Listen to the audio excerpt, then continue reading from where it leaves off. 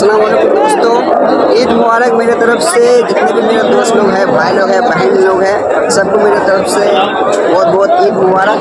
और अभी हम लोग का ईद की नमाज हो गई है मजार शरीफ में, पर ये देख सकते हैं।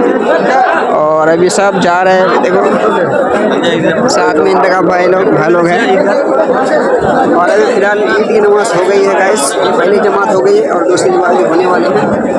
और देख सकते हैं सब, अभी ये सब गले वगैरह मिल रहा है, सब जा रहा है।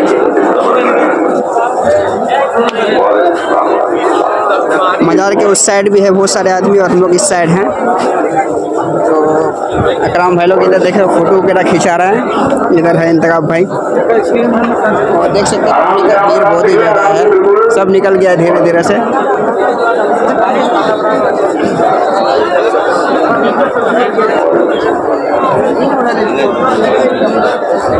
ये देखो मुन्ना भाई।